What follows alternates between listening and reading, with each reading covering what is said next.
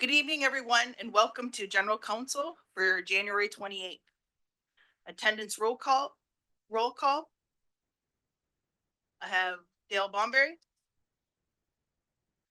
Amos Key Jr. is not here tonight. Carrie Bomberry. Helen Miller. Audrey Paulus Bomberry is on. She's joining us by Zoom. She's coming in now. Dean Hill. Cynthia Jameson. Elena Benavery is on Zoom. Melba Thomas. Hazel Johnson. And Greg Frazier. And Leslie is on. There you go, everybody. And Leslie's on Zoom also. Okay, before we get started, let's take a moment of silence to remember and pay respects to those we have lost recently. Let's take a moment.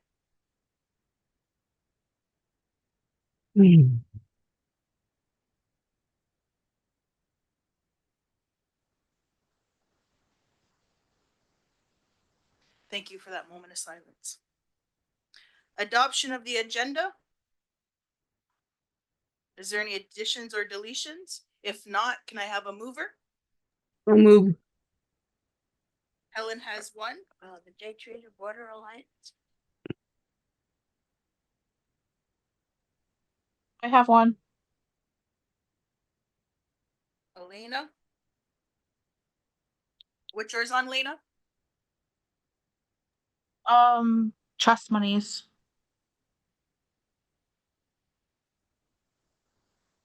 Okay. Audrey is moving. Yes. Second by Helen. All in favor? Anybody opposed? See none, carried. Let's go to number 5. We have a delegation here. The parents of Little Treasures Daycare. Come on up.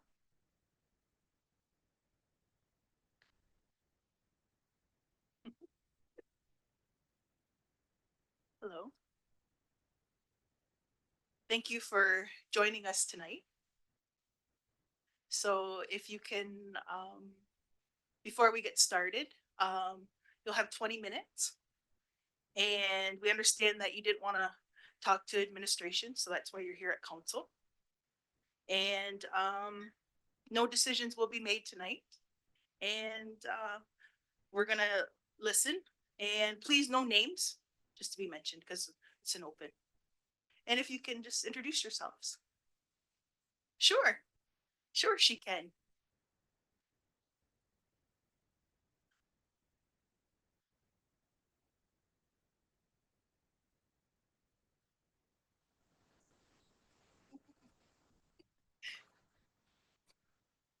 Oh, she wants to give high fives now.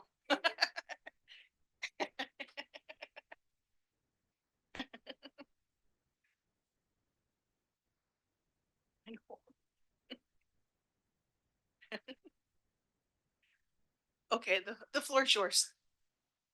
Just have to make sure you push the button, then we can hear it. Yeah. Okay. So how do I change the PowerPoint to will I just tell me when? Yeah. Okay. Yep, she'll be able to do that for you. Okay, so you can change it, please. Go ahead. Yeah, she's gonna introduce herself. Yep. Okay. So my name's Bailey Anderson, and this is my sister. Name's Kennedy Mentor. So we are parents. We also have 2 other parents here from the daycare. So what we're here to talk about today is just the funding in terms of provincial and federal. So I just gave an introduction, basically how this all transpired. So Little Treasures is a ministry licensed private daycare located on 6 Nations. We currently have 44 children registered. We do have room for, I believe it's 62, but just due to staff shortages, we can't operate in full capacity. So in November of 2024, the owner informed parents that should be closing the center permanently. So us as parents called a meeting because you wanted to see what's going on. We didn't know, right? So this is how this all transpired. So what we did is we created a community petition, both online and paper.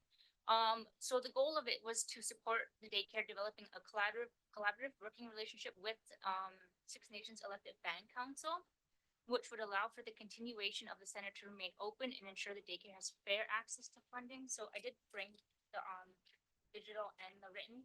So we have 305 signatures. So I that just shows community support too as well, right? So there's 3 documents that I'll reference in here. I did send the PowerPoint last week, but the documents are very lengthy.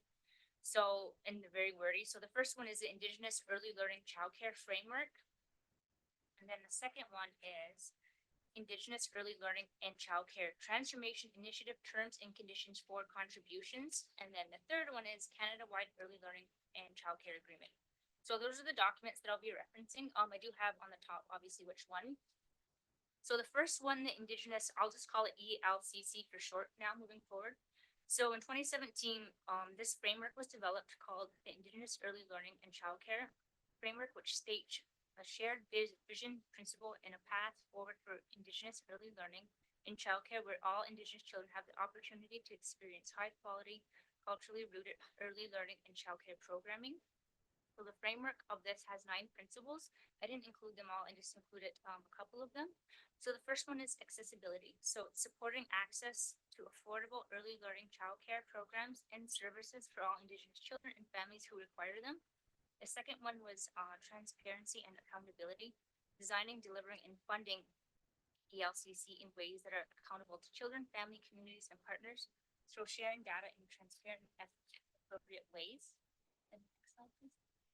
So just carrying on with the Indigenous ELCC framework, it has 7 principles and goals for First Nations ELCC system, including programs and services that are available, affordable, flexible, and responsive to the unique needs of First Nations children and their families, including flexible funding approaches that respond to community needs and provide support for children and families, and programs and services that are transparent and accountable. So the next document is the Indigenous Early Learning Childcare Transformation Initiative Terms and Conditions for Contributions.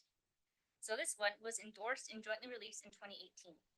So building on the framework, the federal government is working with Indigenous partners as well as with provinces to build a Canada-wide system of quality childcare. Indigenous partners will set the pace and scope of control in transferring Indigenous early learning and childcare programs and funding to Indigenous early learning and childcare authorities. The next slide, this is discontinued. So the responsible department flows funding approved under their existing programming to a partner department. They retain their own relationship with recipients and flows funding through their existing programming directly to a recipient to support Indigenous ELCC framework or associated Indigenous ELCC priorities or plans. So it states in the document, eligible recipients, Indigenous communities, Indigenous governments, Indigenous organizations and associations, including Indigenous for-profit and not-for-profit. And then the last document is the Canada-wide Early Learning and Childcare Agreement. So this was launched in 2021, and it's a federal provincial initiative designed to make childcare more affordable, accessible, and high quality across Canada. The effective date of terms and conditions came into effect in 2021-2022 fiscal year. The aim is to reduce costs for families and support the creation of more childcare spaces. So this agreement concludes that depriving Indigenous for-profit childcare providers of the opportunity to participate in the Canada-wide ELCC agreement not only undermines the goals of equality and accessibility, but also perpetuates existing challenges faced by Indigenous families. By excluding these providers from funding, the government risks worsening financial burdens for families, limiting the availability of culturally relevant and early learning, and reducing the capacity of Indigenous communities to develop and sustain high-quality childcare programs. For a truly inclusive and equitable childcare system, it is essential that Indigenous for-profit childcare providers have access to the same funding opportunities as other providers. The next slide, please. And then also in this document, they also touch on the strain on the only for-profit Indigenous childcare center, which is Little Treasures Daycare. So there's only one for-profit childcare center in Ontario. Excluding them from the Canada-wide Early Learning Childcare Agreement would have severe consequences, limited access to affordable childcare, and without this funding, parents could face significantly higher fees, limiting their ability to access childcare services. The center may struggle to expand or accommodate all families on its waitlist, and as a result, some families being unable to access care at all. Next slide, please. So I know this is sourced from the Turtle Island News article, but it states that the current contribution agreement with ISC restricts how funds can be allocated, making it difficult to support private businesses. The agreement specifies funding for band-operated daycares only, and that any deviation could lead to a violation of the agreement. So from, next slide, please. So from all of this, we propose questions. They are kind of wordy, but the main thing is our question: when was the most current contribution agreement with ISC signed off on, as the Indigenous ELCC framework was released in 2018?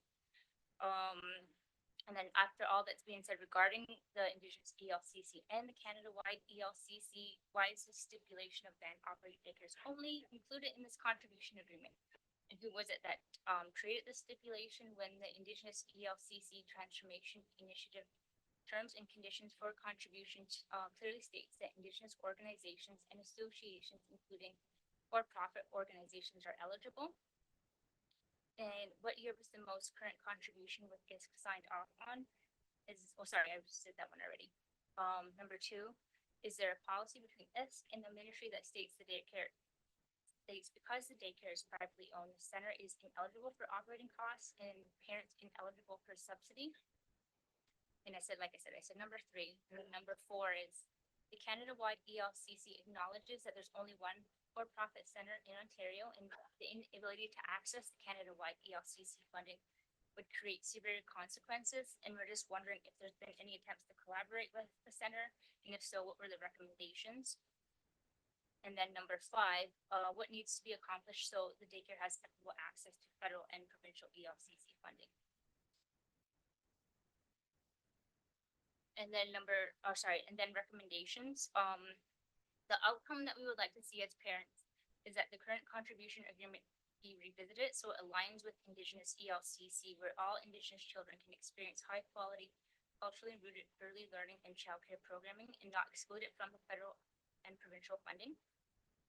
And our second point, transparency when designing, delivering, and funding the daycare in ways that are accountable to children, families, communities, and partners. Sharing data in transparent and ethically appropriate ways. And a suggestion that we had was to have a delegate from the center be present in future planning. And then the third is moving forward with what's in the best interest of our children and community.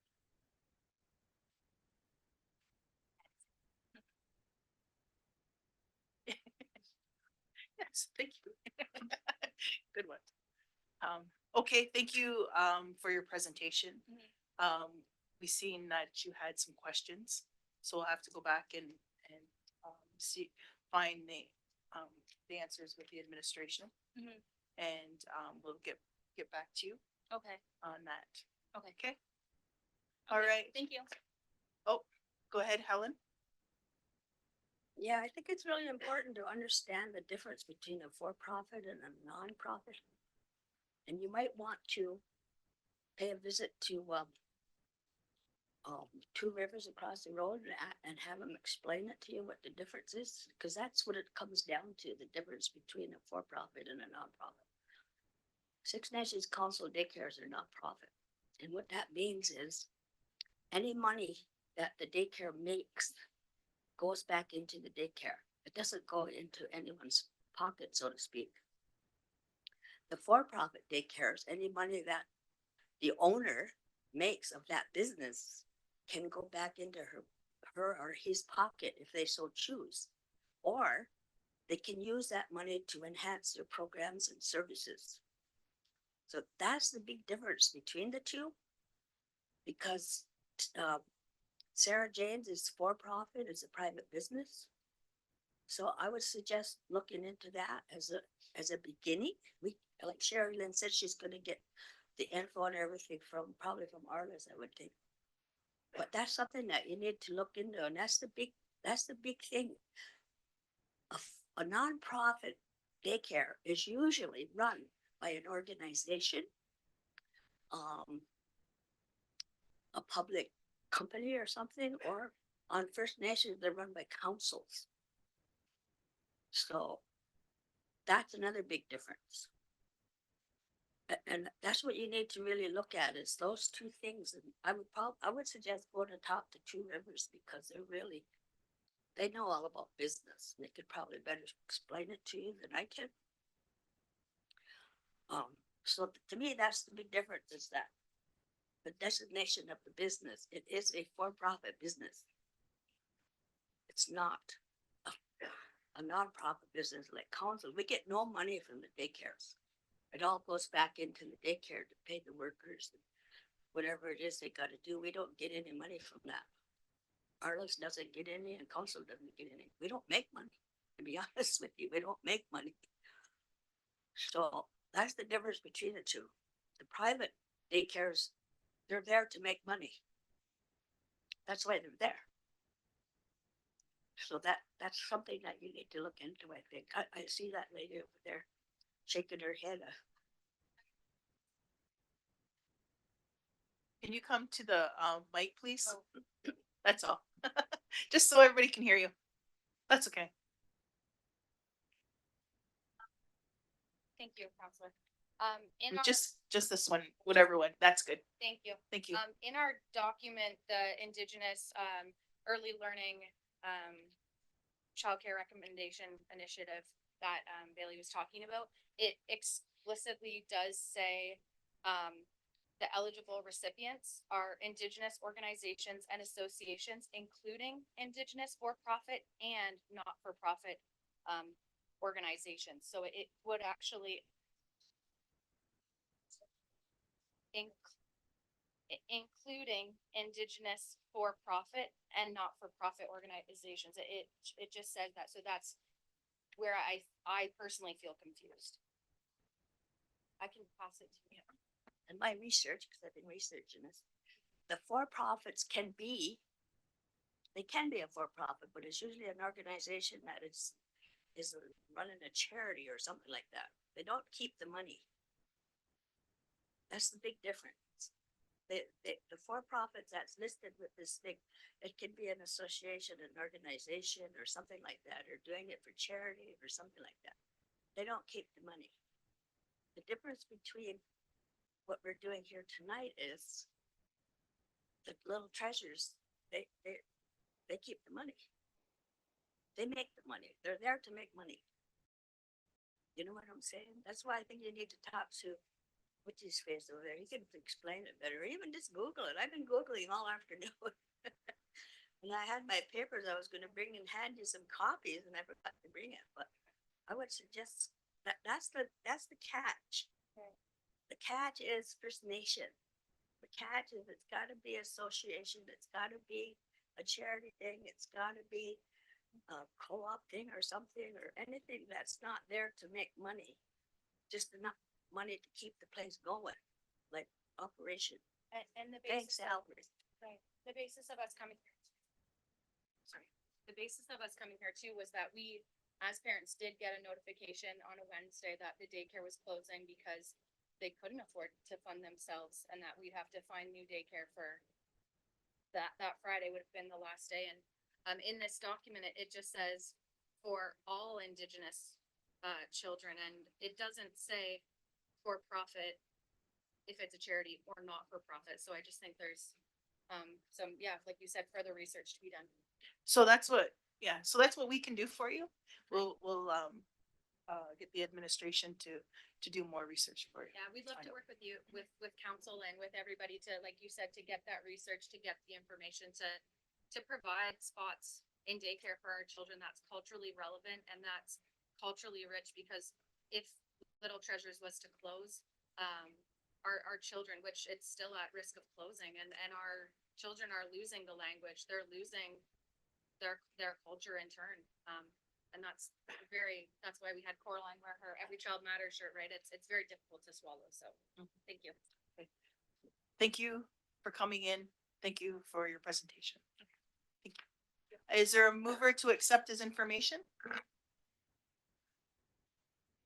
Moved by Melba, second by Dean. All in favor? Anybody opposed? Seen none, carried. So we'll get that, to get the information for you. Okay. Your Then how do questions. they correspond via email? Like, Email, yeah. Yeah. Okay. All right. Thank you. Thank you. Thank you for coming in.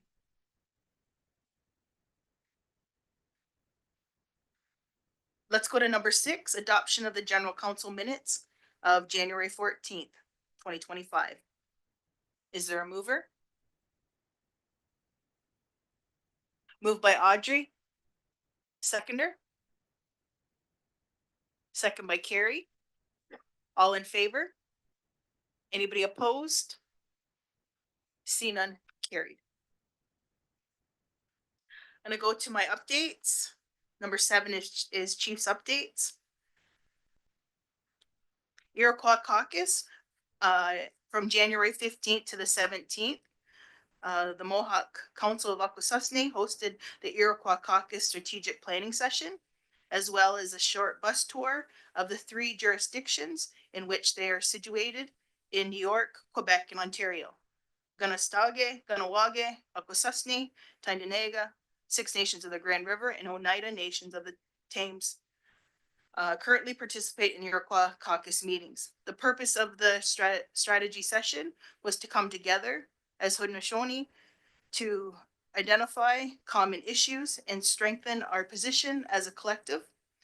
Councillors Greg Fraser, Dean Hill, Cynthia Jameson, Carol Green, and myself participated in these discussions. Rural Ontario Municipal Association Conference on January 19th to the 21st. Councillors Greg Fraser, Dean Hill, Cynthia Jameson, and myself attended the annual Rural Ontario Municipal Association Conference in Toronto. This event is a platform for us to meet with ministries, raising our issues and raise the profile of 6 Nations. We were successful in securing meetings with 5 ministries, including the Solicitor General, Energy and Electrification, Natural Resources, Indigenous Affairs, and Long-Term Care. I was also part of a panel of 3 chiefs that spoke about strengthening relationships between 6 Nations and municipalities. Chiefs of Ontario, I am participating in weekly meetings with the Chiefs of Ontario regarding the long-term reform of the First Nations Child and Family Service Program final agreement. I will provide further updates when I can, as negotiations are confidential. Increasing border patrols. I have received from the Royal Canadian Mounted Police on January 25th that there will be increased border patrols. Patrols will be both land and air based. A Black Hawk helicopter with the RCMP logo will be utilized. It does not mean that there is specific threat or dangers in the area. These additional measures are a commitment of serving and protecting everyone and securing the borders from inbound and outbound criminal threats. Also, the Development Corporation, 6 Nations of the Grand River Development Corporation, has announced the first call for applications for grassroots funding for 2025. Applications were released January 27th, and they are due back on February 14th, 2025 at 4 p.m. For more information, visit www.sixnationsedt.ca for details. So that's my update. Is there a mover to accept his information? Moved by Dean, second by Greg. All in favor? Anybody opposed? See none, carried. Number 8, motions to be moved into open.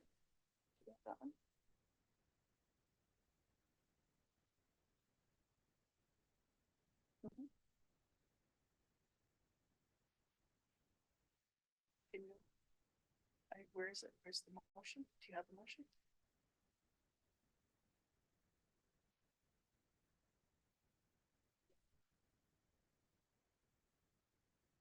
Okay, so 6 Nations of the Grand River, like the council approved the motion of ICSC number 12/19/2024 to the open. It was all in your Dropbox. Is there a motion to move it to the open?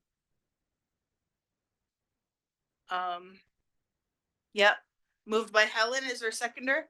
Second by Melba. Question? What is it? Go. What is that motion? Yeah. It wouldn't hurt to tell the people So- what the motion is. Yeah.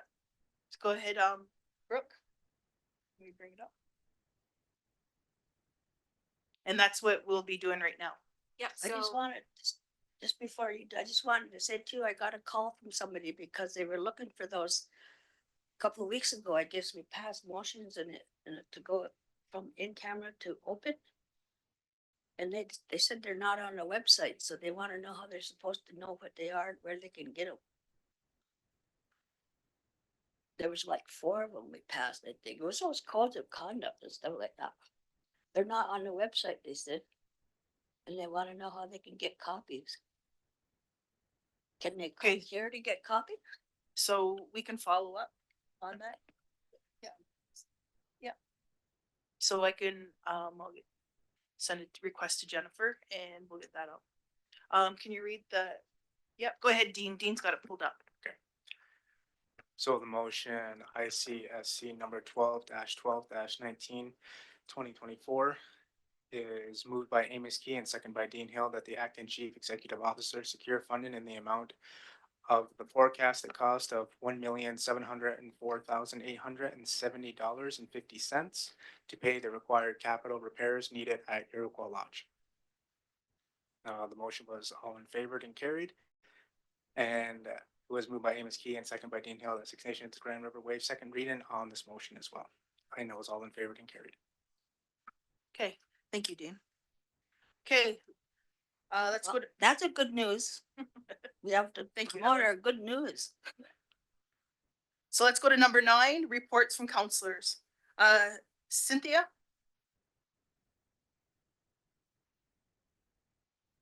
Can you just use your mic? The chief just covered in her update, so I won't go through the participant list.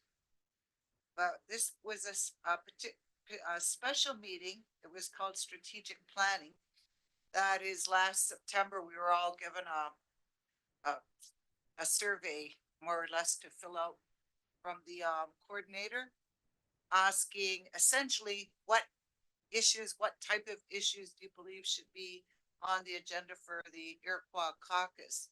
And then armed with that information, the coordinator planned this meeting, and on day 1, there were about 8 tables, and the participants at each of those tables went and joined other tables. Like the same people weren't supposed to go part of this networking and hearing ideas from other communities. And the discussion that was the result of each of those tables was captured by a scribe, if you will, from each table and provided to the coordinator.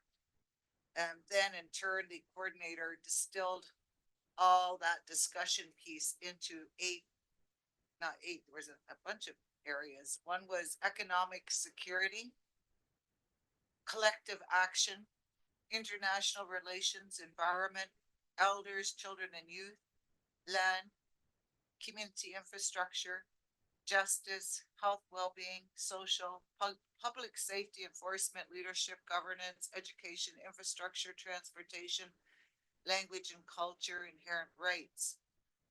And then day 2 was taking that distillation again back to the tables, and then again people had to move around to those tables, and each had 2 of those topics, and then talking about those topics to give actual examples of action items that could be taken, for example, by the Iroquois caucus. So it wasn't like the minute operational issues, but rather more high level that could be moved by the Iroquois caucus as a group.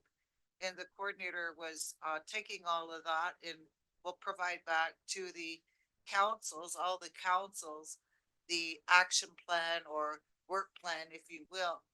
And the work was preceded just by a general presentation by the coordinator about planning. That is can't hear me? Sorry. General planning. Example, people are aware there's an annual work plan of what the group would be doing. In this case, it would be the Iroquois caucus. Then there's usually a political strategy. It was noted there 4 years, but also noted that it's usually honed to whatever length your period is you're elected for. For example, if it was council here doing a political strategy, ours would be 4 years. And then a strategic plan somewhat longer, generally 10 years. And then the community plan, 20 years. And she went on to say an approach taken by various organizations, communities would to be look at the community plan. And then from the community plan, of course, there's sectors such as education, public works, all those sorts of things. And you can work the community plan into an annual plan, like what's reasonable, doable in the annual plan, also in the political strategy. That is where there's concentrated work and usually political advocacy involved. Anyways, that was the approach she took to sort of focus us all on what was the goal of this initiative or the strategy planning. That's it. All right. Question, go ahead, Hazel. I just want to ask, with the Iroquois caucus, I sat on there during the 58th council. And I had taken a matter there, when I last went there, I was of the opinion that they were going to proceed with trying to, create a position paper and or, I can't remember the name of that thing you get. Anyway, I'll tell you, it was about the Canada pension. The fact that First Nations were never allowed in that Canada pension plan. And we have a lot of people on Six Nations that work for this organization. They were denied that right to pay into the Canada pension plan. I took that matter before the Iroquois caucus, and they were quite concerned and wanted to take action on that. I'm not sure if it was just going to stay as a position paper and or challenge the government on that. Even to this day, you have people who express the fact that since they're retired, if they worked at council, you didn't ever grow a very big retirement pension, and they were not even eligible to get the Canada pension. And if you work, say 10 years, or you pay into that for so long, you can get a decent sized pension. But the First Nations people were always denied that right because the government wouldn't allow us in because we did not have a taxable income. It was, that word I was looking for was class action. The last time I was at the Iroquois caucus, that was what they had intended, but I don't know if they ever went forward with it. And there was a girl on that committee that they gave that responsibility to look into, and her last name was Shushu, I think. Is she still on there? Yeah. So I'm just wondering, is it still on the, I can follow up on that okay. and see. Do you think we as this council should have a position paper on it? Because before, as many times as I brought it up, nothing ever happened. It just, we talk about it and then it just fell off the table. So I took it to the Iroquois caucus. So let's see where it's at there. Okay. And then let's take it to the committee. Okay. Take it to a committee and then let's move it up. Okay. So we'll go from there. Yeah, thank you. Go ahead, Cynthia.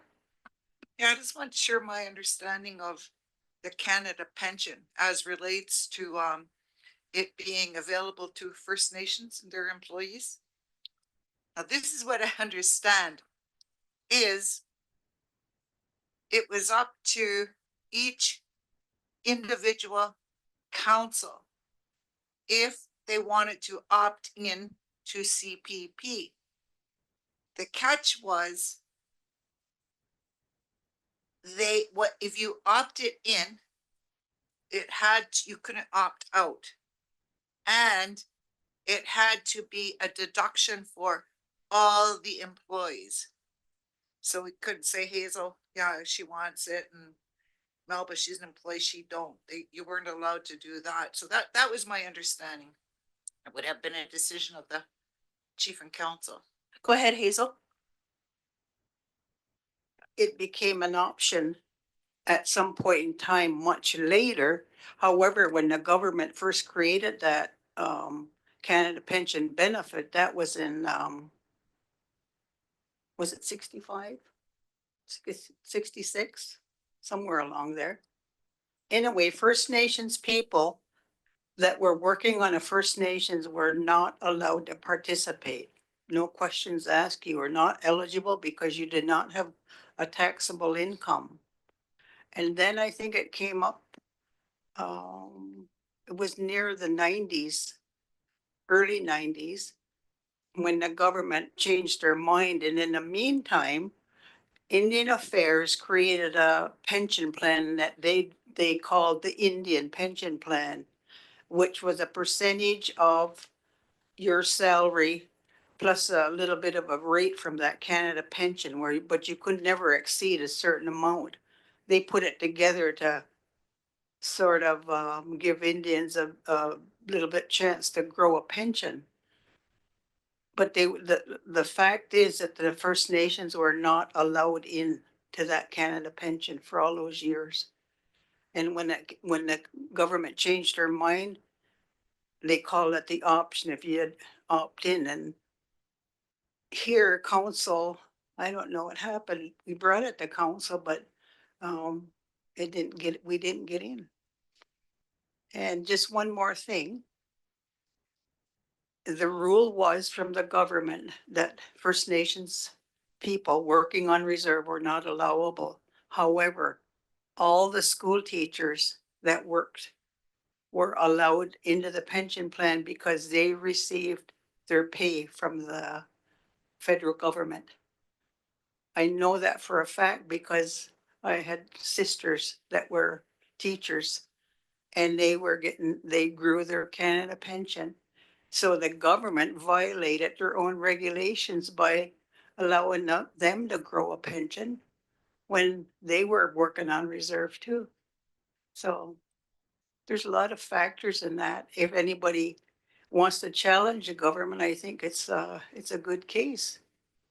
And I'll tell you, there's a lot of retired Six Nation Council employees who are now in their 80s who are still talking about the fact that they were denied to grow that pension.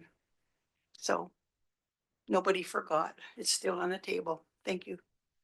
So that's what I'll do. I'll check with the Iroquois caucus to see, and also let's bring it to a committee. Okay. All right. Can I have a mover to accept Cynthia's report?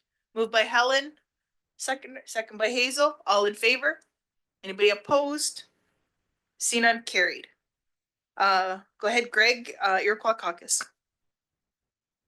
Yeah, thanks, Chief. I won't cover what's already been covered. A lot has been covered already. I'll just touch on a couple of things that were discussed as we had these rotating roundtable discussions amongst the 6 Iroquois nations that were there.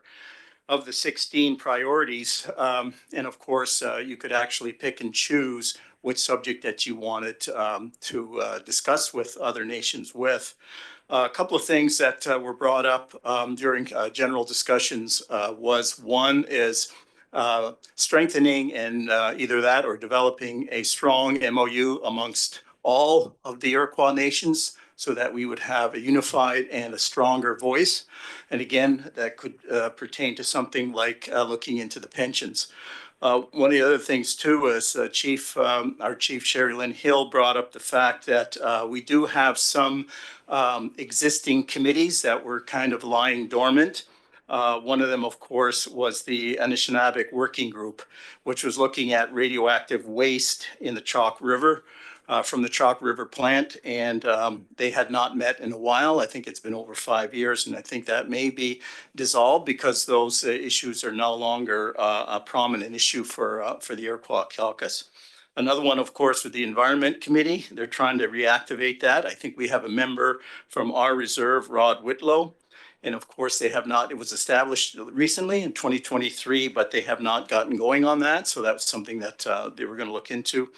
And we also have an active committee, the Harvesting Working Group, which meets every 2 months. And of course, they've been doing and bringing issues towards the Iroquois caucus.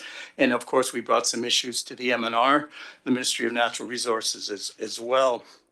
Of course, yeah, all of the issues that were discussed and tabulated will be, I guess, condensed and correlated with the chiefs, working through Amy Lickers and getting ready to disseminate some of those priority lists in order, and also get that to the chiefs prior to a meeting. I believe another meeting may be coming up soon.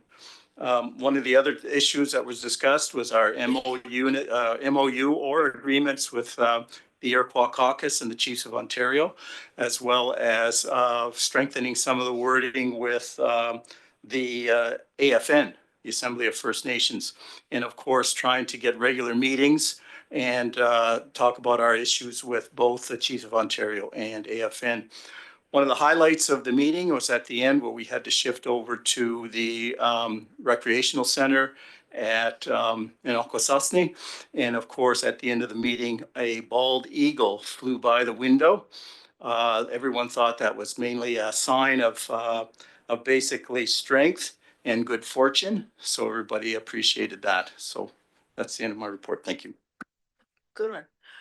Is there a mover to accept Greg's report? Moved by Melba, second by Dean. All in favor? Anybody opposed? See none, carried. Go ahead, Greg, on Rural Ontario Municipal Association's Roma Conference. Yeah, thank you, Chief. Yeah, that was quite a 2.5 days. It was kind of a busy, very, very busy 2.5 days. A couple of highlights on that. I know the chief has covered all the ministers in that. I won't get into that. One of the things too was we're getting our presence known in Toronto.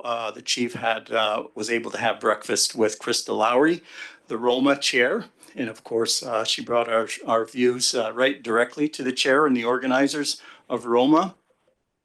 We also had the chief had the chance to be seated in the front row as a dignitary to both opening sessions.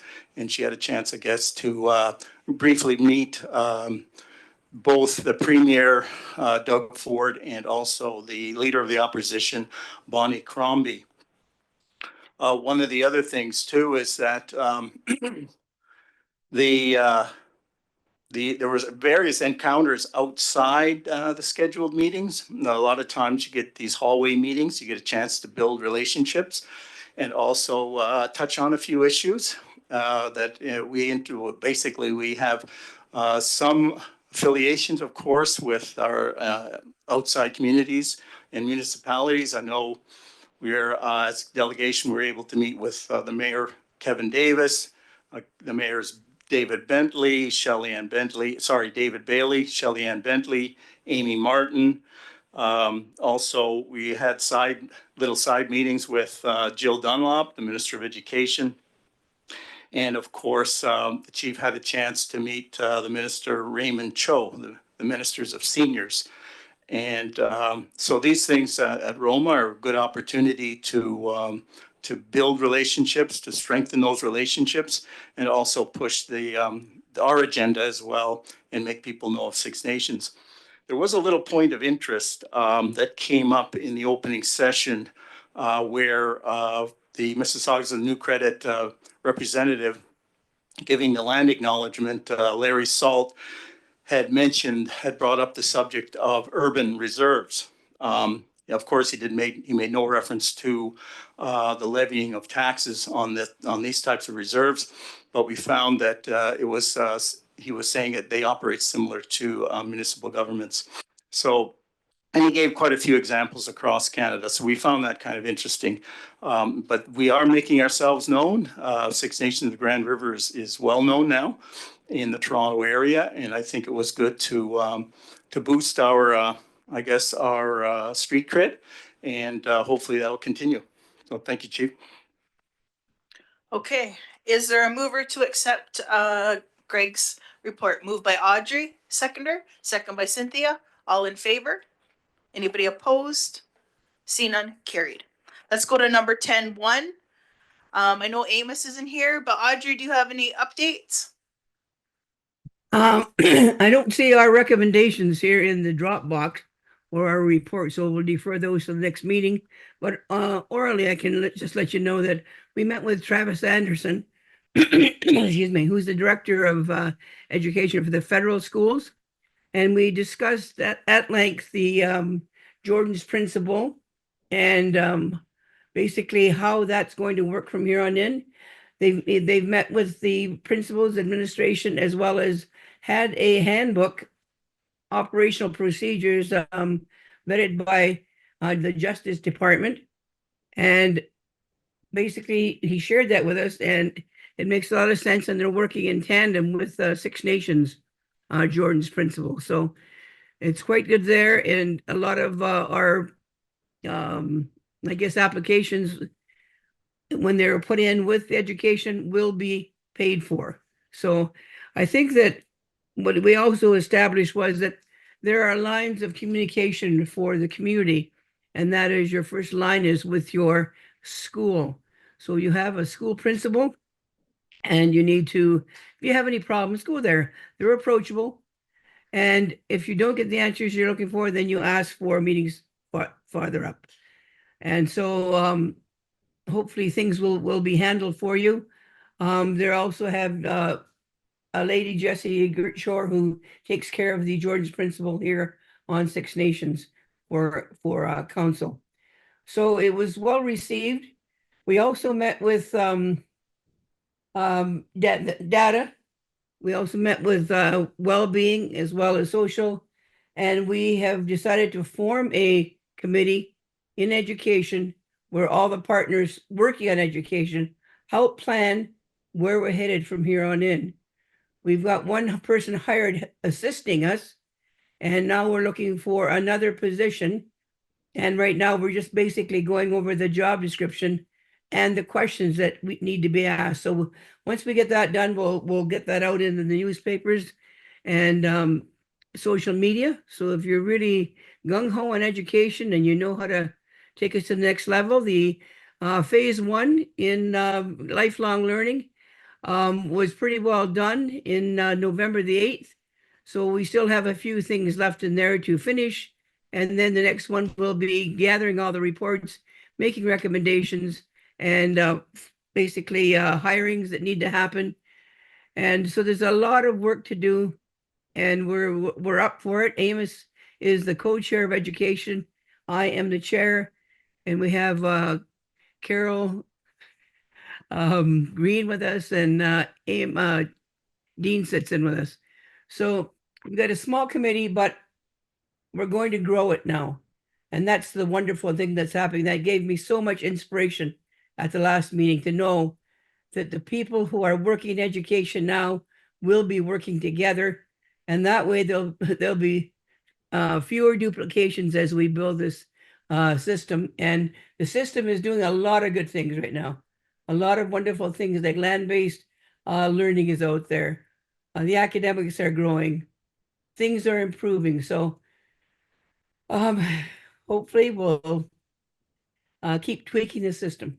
So that's my oral report for it, and the recommendations I'll bring at our next meeting. Donyawa. Cynthia, you have a question? Thank you for your report, Audrey. I recognize you said it was education and you were meeting with Travis Anderson. And the subject matter, of course, would be their federal employees. Our teachers are the employees of the federal government. And my interest was with regards to Jordan's principal.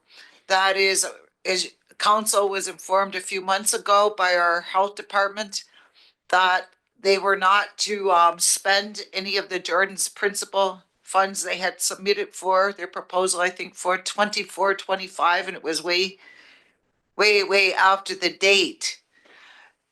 Were you able to ask or get information from Travis about Jordan's principal?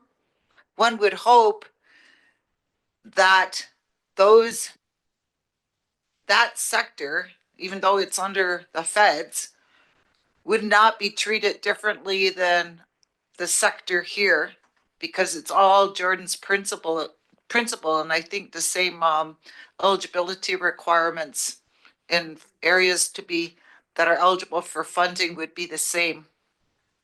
Yeah, so Travis informed us that they put things in by group application, and they do work with Jesse Gortscher on Six Nations. They're a team.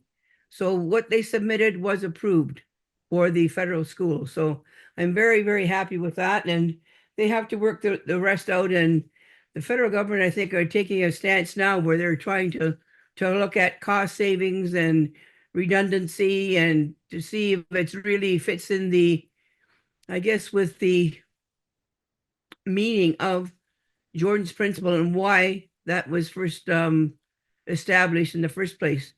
So there is stock being taken of it right now, but at least we were had our applications are going to be filled. So now, thanks for the Follow question. up. Yep, follow up, Cynthia. Thank you for that, Audrey. I think council, we need to look into this further. It is good that the students, parents from this community have had the group application submitted, I guess by Travis or whomever, somebody in the federal system. They put in a group application and it was approved. And we're all, of course, glad to hear that. But it begs the question of why was our group application, I understand, submitted by our health department? Isn't that what it was? You guys sit on health? Isn't that what was submitted, Jennifer? And they were told not to spend anything out of that submission for 24-25, as I recall. Is that correct? So that begs the question, council. I think we need to follow up a little further. That doesn't seem like there is a equity going on there. Jennifer? Thank you, Chief. Thank you, Counselor. Yes, the SARF funding is what it's called. And that was put on hold, and we had brought that to council's attention before the Christmas holidays. It has since received a partial approval, which we communicated to the community. And the programming has started resuming within the last couple of weeks for the partial approval that's gone through. I'm not 100% familiar with the Jordan's principle that the education committee was talking about and whether or not that's one and the same or if they're two separate things. If I could follow up, Chief. Go ahead, Audrey, and then Helen. They're one and the same. They're working together, and I guess we'll have a report on it next time because that was discussed at well-being last on Friday, I believe. So once we get those notes and stuff all together, it'll come up to our next meeting. So then we'll present it then, and you'll have a lot of your questions answered at that time. So now, Helen? Yeah, I saw an announcement on Facebook today that all of the applications that weren't covered are now going to be paid. And people are sharing it, so I don't know how it works, but people have been sharing it, so they know there's money coming. I can't even remember who put it on there, but I read it. It's Okay. on there someplace. It's just a public announcement. They're all gonna be paid. yes, Jesse Gertshore from Council is working with the federal schools to put this application in. So they know what they're doing. They're working together on this. And they're very happy that the group application is receiving money for it. So that's good news. Yes, And we'll very have good news. details at our next meeting, Chief. Okay. Yeah, Can I have a mover to accept Audrey's update for the education, language, and culture? So moved by Cynthia, second by Melba. All in favor? Anybody opposed? See none, carried. I have well-being, and I know Amos isn't here. And is there any updates for well-being? Melba, Hazel, when were you to sit on there?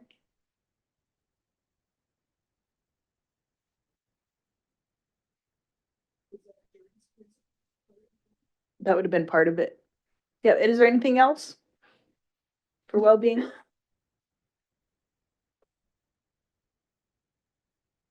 Okay, well, we'll just. Go ahead. I'm not really sure. That's why I don't want to make a comment. It's fine. Okay, So thank you. since Amos isn't here and we'll put it on for again. So go ahead, Helen, you have JTBA. I think it's probably time, because I don't think we've ever had it, a really in-depth information on the treated borderline. We've never had one. And I think it's time we do that now, and just to fill everybody in on what, because I know some counselors are not that familiar with it. But I think everybody needs to know what it's all about and what's going on and whatnot. So if we could get I know Ava Hill was doing it for quite a few years. I don't know if we can get her to come and do it, or the one that's doing it now, what's her name? Corinne Francis, I think. I don't know what her name is. She might come, but she's new, so I don't know how much she knows. But anyway, I think we need to do that. And because my other concern with that is Donald Trump. I heard on the TV today he's going to really tighten up the borders. So my concern is that going to impact us? And I think it probably will impact First Nations trying to cross the border. So that's something we got to keep an eye on. They're going to tighten security. They're going to be I think probably going to be very more difficult to get across.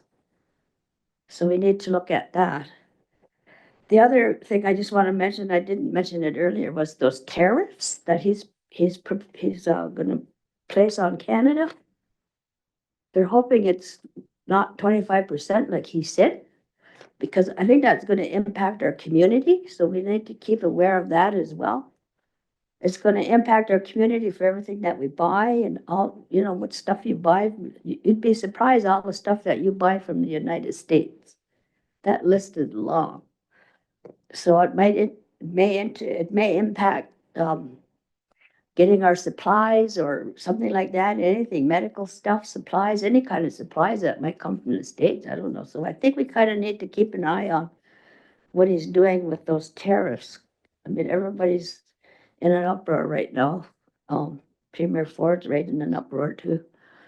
So I just suggest we keep an eye on it and see what's going with it, because it's going to impact us at some point, I think. Cynthia?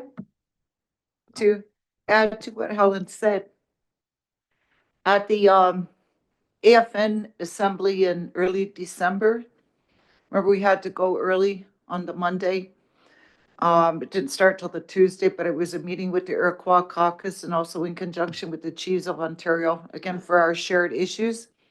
And that Joint Border Treaty Alliance was a matter that was brought up, and there was concern, of course, because Trump was already making noises in the fall. He didn't start trumpeting, if you will, just recently. But one of the concerns from the Iroquois caucus was the fact that there is this Border Treaty Alliance, and it seemed that they were making headway with whatever officials both in Canada and the US.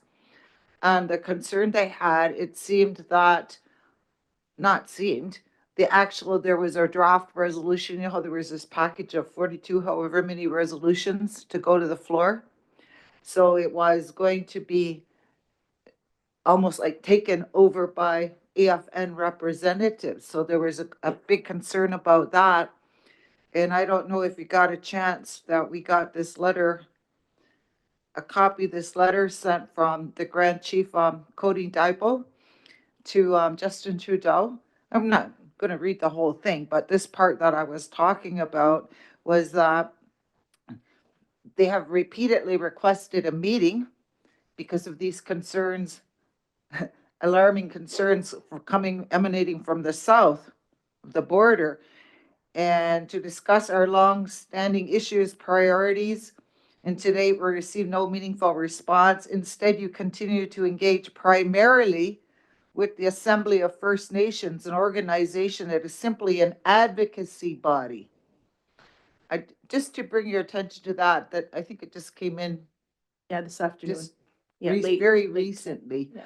But I do agree with Helen that I think it was mentioned before. I know our agendas have been very, very, very busy, and we've all been very busy, but that directly affects us. And I do think we need to be in the know as a council, and also to continue that work on it with the Iroquois caucus, which feeds into the Treaty Border Alliance. Helen? Yeah, one of my sources, and I'm not gonna say who, told me that, the AFN's trying to get it because they want the money. And that we should not be giving it to them because that's all, they just want to control the money. There's gonna be lots of money with it, I do. So the person that was telling me didn't think it was a very good idea. Cause they're taking money for everything. They got housing money, they got all kinds of money taken from us, so they wanna take all, after we've been doing work on it for what, Sherilyn, 10 years? Yeah, We started going, the very first time we started going was like maybe 10 years ago. All that work they've done, now the AFN wants to take it over? I don't think so. So I have Leslie, and then I have Elena's topic, and then we'll end the open. Hi, along with the J treaty border thing there, I just want to mention that Trump, just 4 days ago, he granted in his country the Lumbee Nation, which has over 60,000 members. He gave them their federal recognition that they'd been seeking for decades. So I don't think he's entirely against Indigenous, First Nations people. Okay, thank you for that. Alina? Hi, can you hear me? Yes, we can. Okay, just a sidebar. I've been paying attention to the comments on Facebook, and the volume of the meeting that got transmitted to Facebook has been super low, that people can barely hear us. So if you get calls from people, I can definitely assure you that the volume was low. I did check it, and you could hardly hear the meeting, which is very unfortunate. Jody said to me that it was a sound system issue, so something that we couldn't fix, I guess.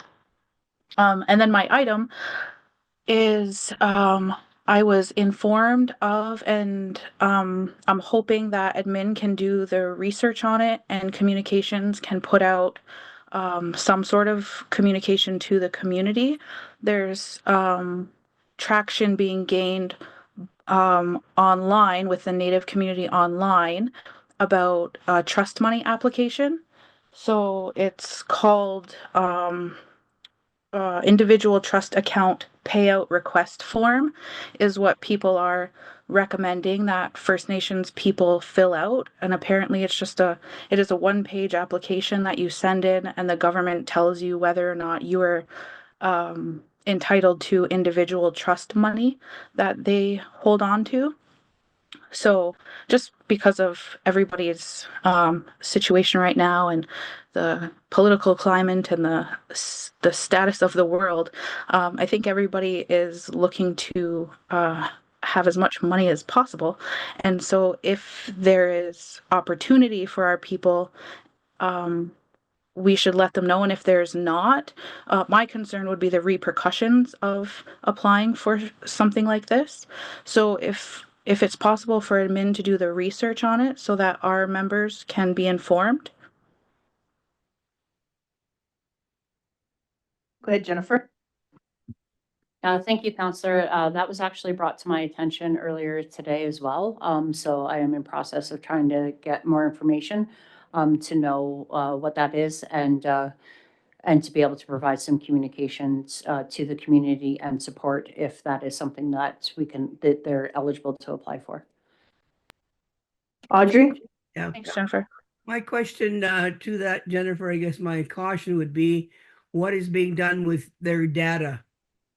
So we have to make sure that it's protected, not being sold, and that our people are basically protected.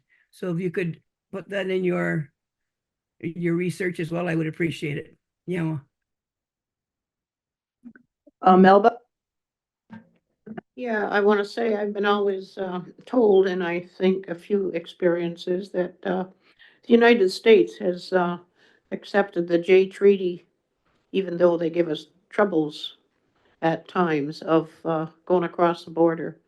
In fact, as we know, they ask for your license more often, and it's been mentioned here, than your status card.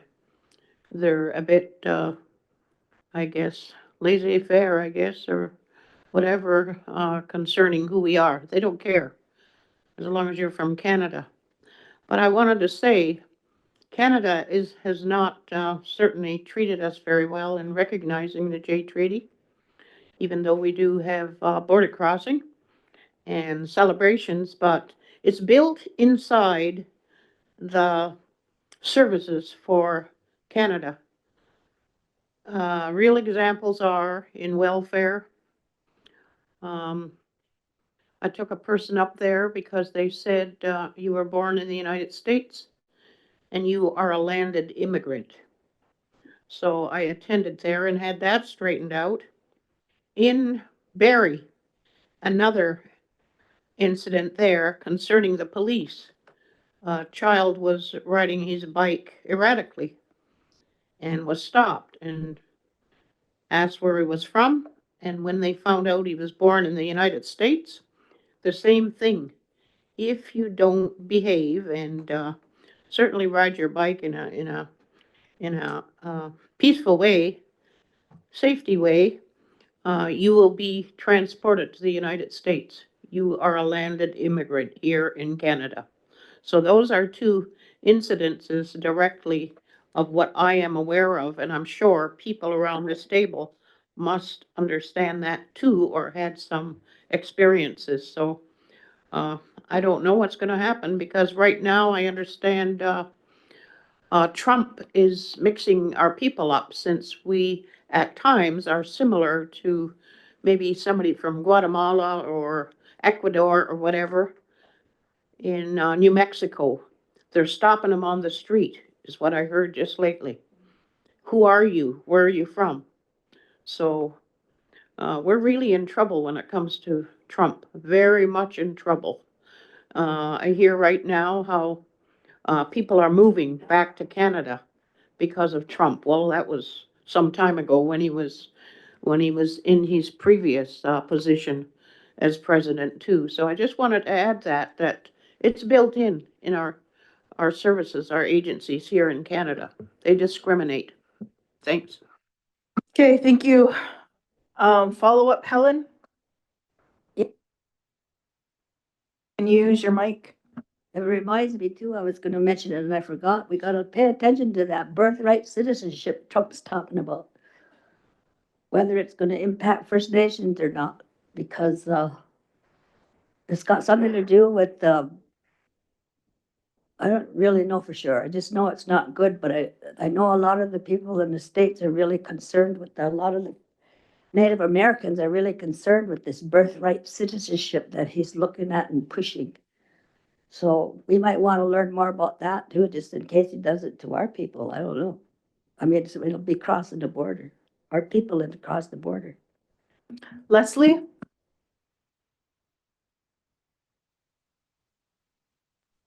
Okay, so it's my understanding that what happened in the States was when the illegal immigrants from South America came in and had children, well, those children were granted immigration status, like they were allowed to be American. But now what they're doing, and when they're sending those buses and airplanes out, no children born from an illegal is going to have any rights in the United States. That's how that's working out now. And that's what the fear is, that he's going to superimpose that over to the Indigenous, First Nations people. Okay. That's the end of the open. Can I have a motion to adjourn? Moved by Hazel, second by Dean. All in favor? Anybody opposed? See none, carried. Thank you for joining us tonight, everyone, and have a great evening.